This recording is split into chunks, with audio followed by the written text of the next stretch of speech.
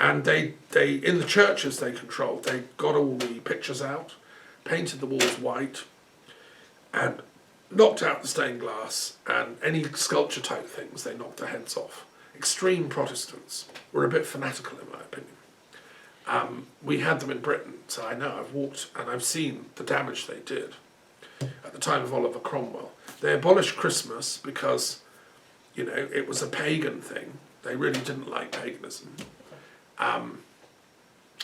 And generally just like laughing out loud wasn't allowed. You know, you had to be somber, and because we all live under original sin. And Christ is coming to condemn the world, and if you're not with us, our little Puritan group, you won't be saved. You'll be with Satan's group and you'll be condemned to hell forever. And we, the Puritans, don't want that, so we're going to keep you out the door and we're going to fight you. Because, so they then projected onto Roman Catholicism like the devil. And they said the Pope is the whore of Babylon, and so on and so on. So these Protestant armies roaming around Europe, if they found a Catholic, like, that was the devil. So they killed him immediately, or her. The Catholics, on the other hand, tended to like art. They loved music. They liked painting. Their cathedrals were full of colour. They liked lighting candles and having incense. They loved music. And they had a sense of joie de vivre.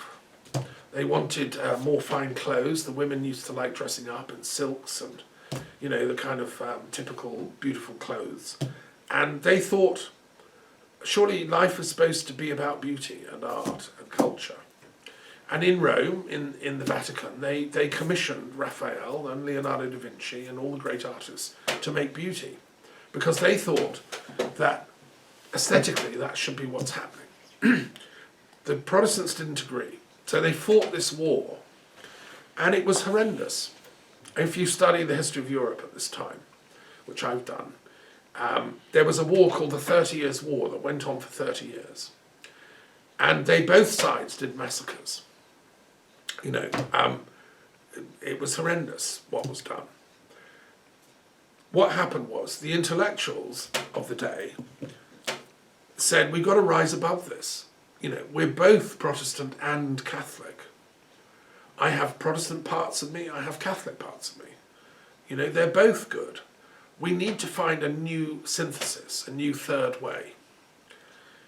And so it was inspired by a man called Dr. John Dee, who was the magus at the court of Queen Elizabeth. And there's a book by a great scholar called Dame Frances Yates called The Rosicrucian Enlightenment, which is really important reading to see who the Rosicrucians were. Dee said he was a Catholic and a Protestant at the same time. He was a mathematician from Cambridge University. And he's my mentor. He's one of my line managers in heaven, right? I agree with Dee. I am a Catholic and a Protestant because I protest against evil. I protest against injustice. I protest against slavery and against ignorance. But I want to save the wholeness of things. I'm a universalist. I see wisdom in all the traditions, hence the periodic table. I'm not particular, and that's what the word Catholic means. It means you're a universal thinker. It's what you believe is what is universally true. So I believe what is true to all these traditions. Now that's the definition of a true Catholic. And that actually is what the real scholars of Catholicism say. You know, I've been to the Vatican Library and I've checked this out. I'm a bona fide universalist Catholic. But I also have these Protestant tendencies. And that exactly is the position of the Church of England. We are both Protestant and Catholic. Now that inspired the Rosicrucian movement. It was associated with a man called Sir Francis Bacon, who was a member of this. It became like a secret order. And in about 1614, there appeared these mysterious tracts on the street of Paris and Amsterdam, and I think a German city.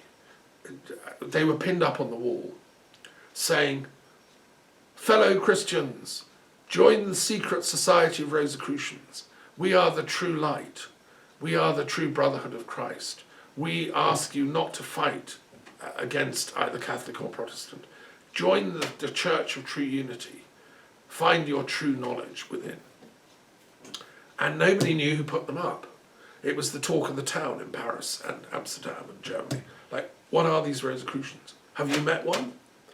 Do you know who they are? It became like a thing. And Descartes, the great philosopher from France, he was in this category. He apparently met a Rosicrucian. He was like me, a Protestant Catholic, looking for truth, inventing science, saying, I'm not going to be a fanatic, I'm going to be a truth seeker. He was inspired by, the people in Holland, where he went, a Protestant country, which gave him intellectual freedom, although he was a Catholic. But he ended up teaching in Protestant Sweden with the Queen Christina of Sweden. They would have discussed Rosicrucianism. It became a very big thing in Sweden. She eventually abdicated the throne and went to Rome and set up a club, like a philosophy club in Rome. She was a Rosicrucian in her own way. We know that Leibniz, the other great philosopher at that time, he was inspired by the Rosicrucians.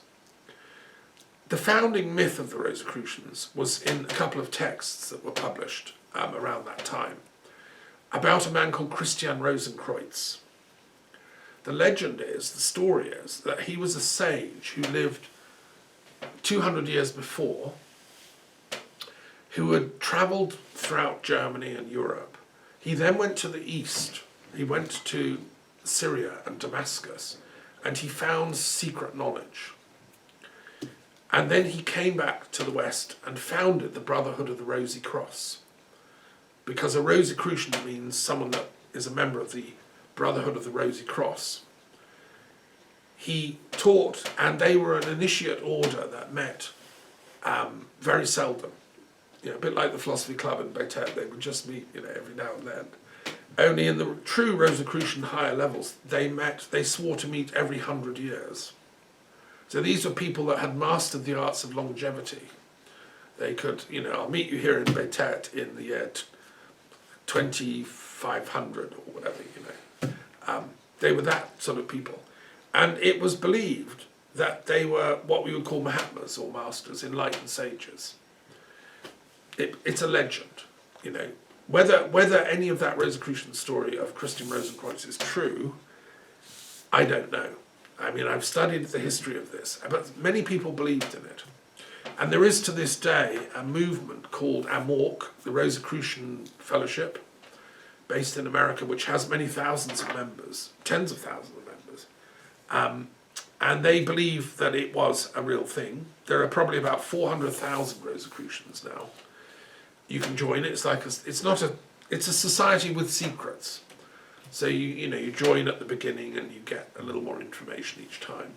I once nearly gave a lecture. I was invited to give a lecture in the Dutch Antilles to the annual gathering of the Rosicrucians. Unfortunately, they cancelled at the last minute. That would have been fun. I would have met hundreds of their top people. I'll come back if you ask. So, yeah, and it's been studied because it it blended alongside Freemasonry.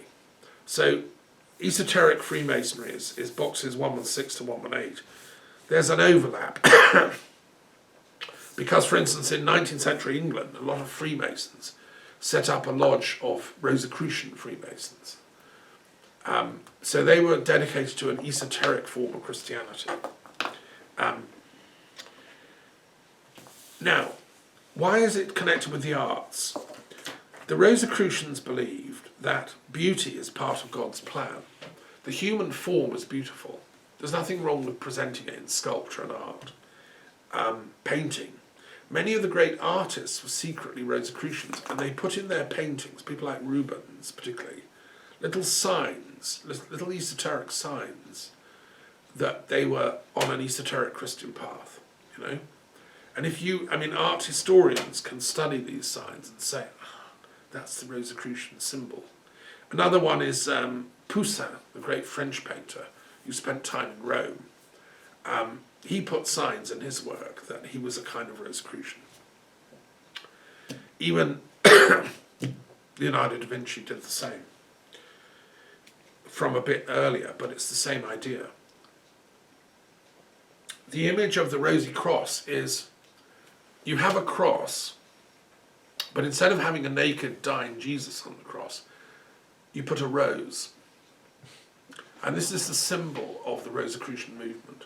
So they said, let's get away from the naked dying Jesus suffering image. That's passé. Let us now move into a new era of Christianity where we celebrate the rose on the cross. And the rose is a symbol of the mysteries of love. Aphrodite is the goddess of love. The rose is her flower. And it looks beautiful, it smells beautiful, it gives inspiration.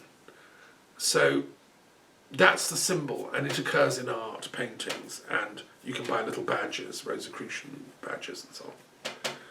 So, yeah, it impacted on art history, and there's a whole, people have written theses on the history of Rosicrucianism in art, where you would be able to intersect these two boxes, the aestheticism and the Rosicrucian thing. Think of it like there's a ray connecting them. Okay, that's my little attempt to explain that. I hope that helps. I think it's still valid that we need. Only I'd want to be a meta-Rosicrucian, that we should seek for the third way in all the religious conflicts, not just Catholic versus Protestant, but Shia versus Sunni, or Orthodox Jew versus religious Jew, or Kabbalist, or in India it's Hindus versus Muslims. They need to discover the Rosicrucian third way and realise there is always a transcendental unity behind these conflicting others. And that's why Rosicrucianism is still, I think, a valid and interesting path to study. One of the great scholars who studied it is a man called Manly Palmer Hall, who founded the Philosophical Research Society in Los Angeles. There's a huge library there of 40,000 books in LA, just near Hollywood. If anyone's in LA, go down to the library, and my friend Mandy Khan is the writer-in-residence there, who does peace talks once a week. And there's a lot of books on Rosicrucianism in that library. And on sacred art, Well, it's just by Hollywood, right? So this is what they're making films all the time, trying to get across, the good news of beauty instead of violence and killing. Voila, that's my go on that one. Hope that's of value. Voila. Okay, Noah, have you got another two? Yes. 8.8, Jainism, Digambara. Yeah. And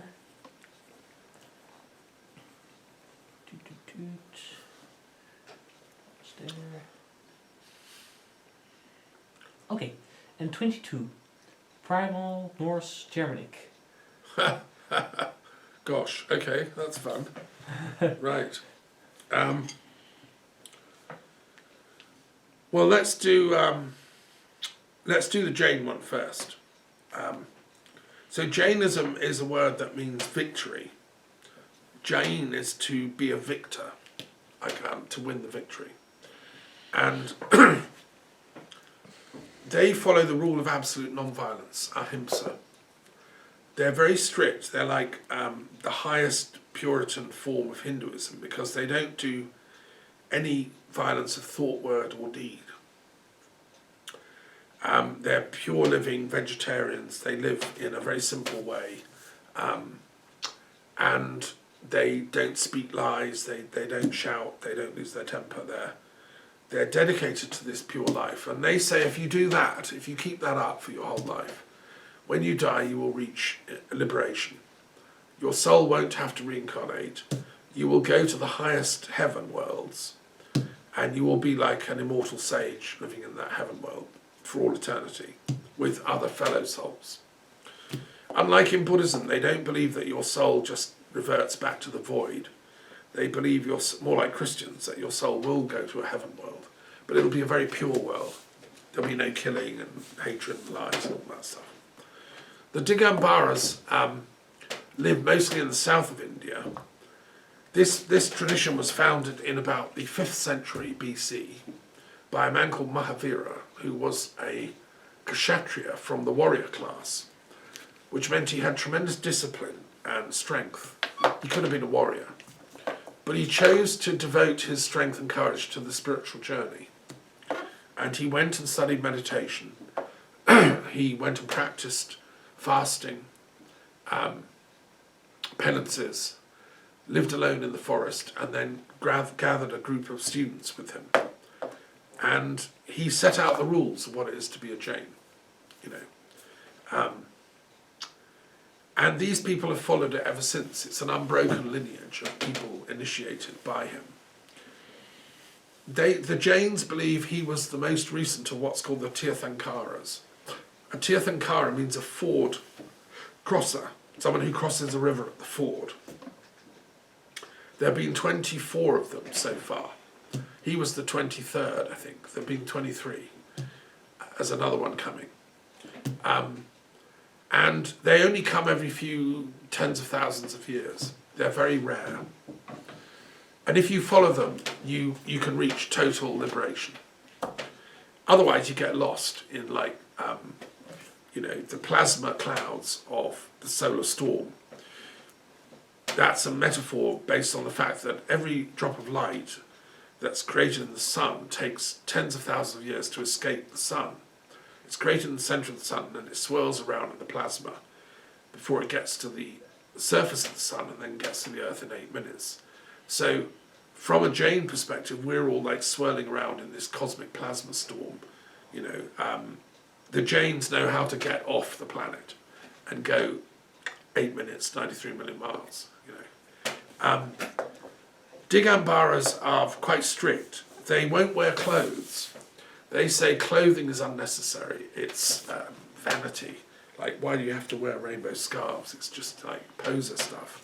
So they say just be nude. It's simpler. Everyone's equal if you're nude. They can do it in southern India because it's warm. And when it's really hot, they sit under a tree, you know. And there are statues of these Jain great sages, totally naked.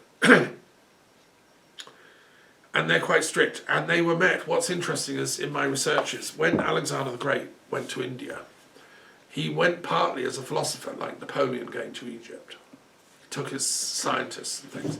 He took a guy with him called Pyrrho of Elis, who was really keen to meet Indian philosophers, because they were famous even back then. And Pyrrho of Elis had these conversations with what are called gymnosophists, which is Greek for naked philosophers. A gymnosophist was a nude philosopher. Those are Digambara Jains. And they taught him the idea of, their big philosophical idea is what's called Anikantavada. There's no absolute truth except the absolute truth. Let me explain. So all positions of thinking about stuff are all relative. So if I say there's one God, you can immediately counter and say there's no God. If I say there's 3 gods, you can say no, there's 4 gods. We're trapped in this relativity, and there's no way of actually telling which is true. If I say God is a female, a goddess, you can say no, God's a male. Somebody else comes along, no, God's a transvestite. No, God's a hermaphrodite. You know, the conversation goes on and on and on and on. Right? No end in sight. So the Jains say, suspend judgment. Practice Anikantavada. Go into a place of inner quietness, because you'll never stop that mental chatter. Practice deep meditation. Practice righteousness. Then you will encounter the absolute truth. Nobody can tell it to you. You have to find it yourself. Of perfect peace. Okay. Now that idea, taught to Pyrrho of Elis, was brought back by him to the West, and he founded the skeptical tradition in Greek philosophy, which says exactly the same. Skepticism says we can never know for sure what is absolute truth. We can only suspend judgment and, you know, try and find it.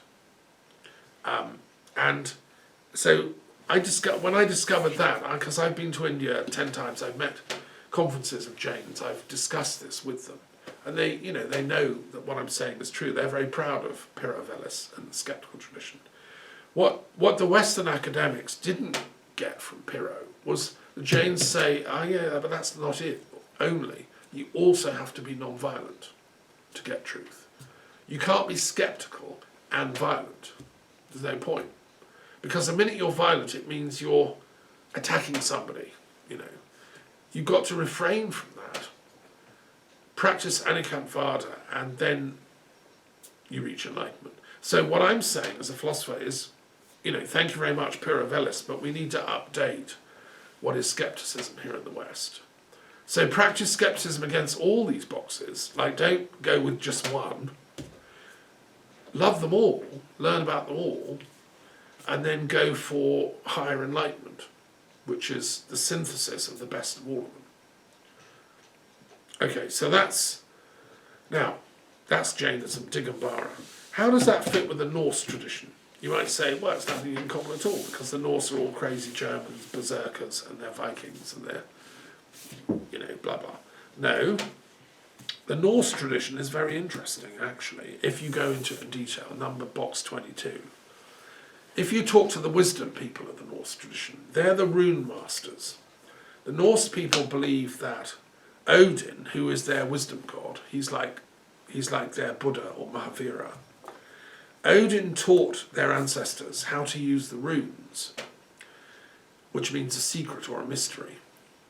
And the runes are a form of writing magic which encapsulates certain word sounds. Odin taught that all reality is comprised of these basic building blocks of sound.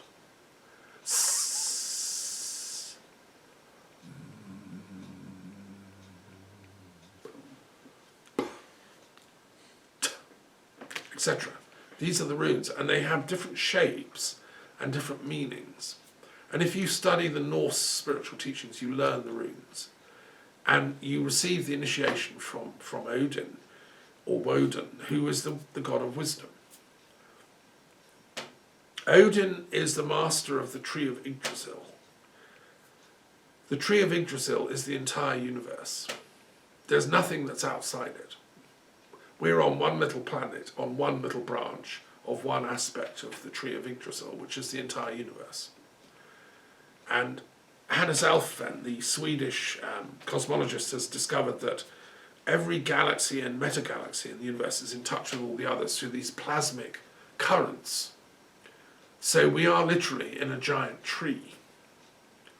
Now, Odin can get round this tree in one day on his horse Sleipnir. He stands for divine intelligence.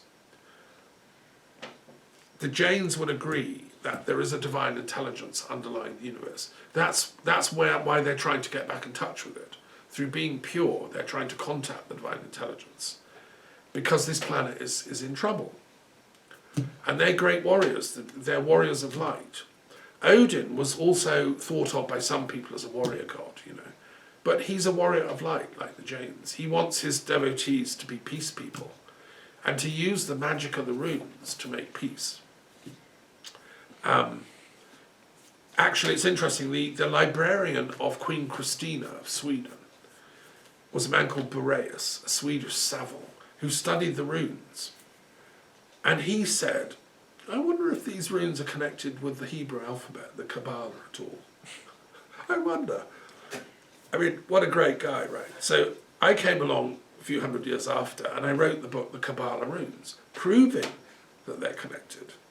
Because the Hebrews have been saying the same thing. Their tree of life has got Yahweh as the top god, who's like the god of light that is in charge of the whole thing.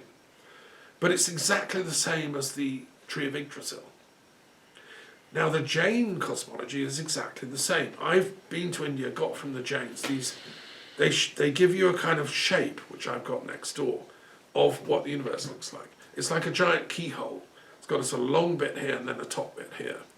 And they say this is what the universe looks like. And if you're really good and pure, you get up to the top bit, after many incarnations.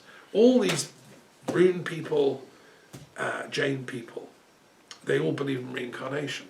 This is a job that takes longer than just one life, And also there's all the other planets to explore and all the other religions and cosmologies and all the other falling in loves to do and everything. It's really exciting. So the Norse people, I think they've had a bad press because Hitler and his stupid SS squadrons pinched some of the runes and tried to turn them into some kind of racist Aryan nonsense, and to smash the Jews. Hitler was a psychopath who had not done his degree. He didn't even have any academic training at all. He was a corporal, a fanatic, cultured into anti-Semitism, which was a sort of an ignorant person's form of socialism, as many people realised at the time. And so the true scholars have always known that the Jews and the Norse and the Celts and the Druids, the Jains, we all come from one source. There shouldn't be a war going on between our different movements and traditions. We should all be like Rosicrucians, finding the unity, which is what Christ was trying to do. And all the other great sages, Buddha and Odin. Was Odin a real person? Okay, I have friends in Norway that say he probably was a guy who'd been to Asia, came back with his teachings, and maybe there've been a series of Odins over time. One interesting thing to reflect on is certainly the Norse people were in Asia, because the oldest alphabet used by the Turkish people in Central Asia, they found on stone pillars, the ancient Turkish writing, before the Turks even got to Turkey, they were just in Central Asia, is the runes. The old Turkish writing is a runic alphabet that must have been brought to them by some wandering Odin guy who got lost in Scandinavia and ended up in Kazakhstan, So that's a bit of a mystery. So yeah, these runes were quite profound, and of course one should add they were also doing psychedelic initiatory journeys, not using ayahuasca but using magic mushroom type things. So they were travelling out of body, they were, master magicians. The Jains know about all that, but they say don't bother with all that, that's just a waste of time, just go for the pure light. And they wear, the Svetambaras wear white, they're the ones I've met. The Digambaras, as I say, they're nude. So anyway, there's more behind the links than people might realise, I think. And the true rune masters, a man called Marby, they were locked up in concentration camps by the Nazis, because the Nazis wanted to steal a bit of their wisdom, but they didn't want the real wisdom to become too much known. Someone like me would have been locked up, dangerous stuff, teaching philosophy, can't have that, And it's almost got to that point in England. I'd like to make an official party broadcast at this point. Like Gary Lineker, who's just a normal sports commentator in England, can't tick the government off for being evil. He gets sacked, and he said we're living like in Germany in the 30s. So he's ringing the alarm bells. I think the problem is people get into political power who haven't done the training. They haven't learned the grades of initiation you need to take responsibility. So they act without compassion, without wisdom. So anyway, there we are. That's that. Let's all become Jain Norse runologists and reach enlightenment together. That's what I say. Yes. Okay. Let's do one more. Okay, just one more, and we'll finish there. Okay. Voila. Mm-hmm. Right, Noah, one last one. Okay. And I think we haven't been around ICD 32, the primal one. Okay. 32. Yezidis, yeah, they're interesting. Yeah. EN? Thank you. Mm-hmm. Okay, and can we do next to it 132 Kantianism? Oh wow.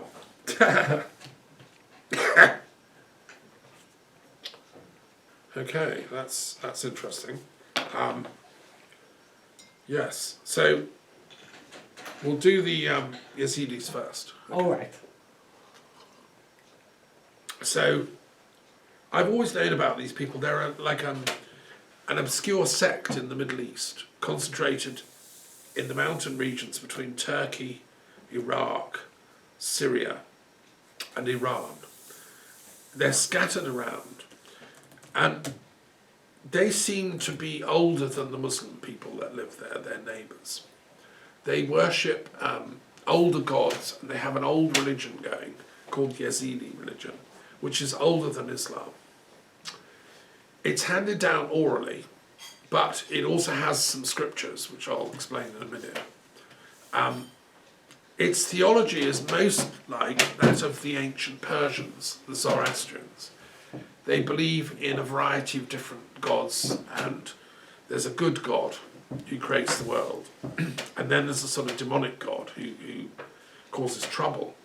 But the Yezidis turn the conventional story upside down. They say that, so they may even be older than the Zoroastrians, you know.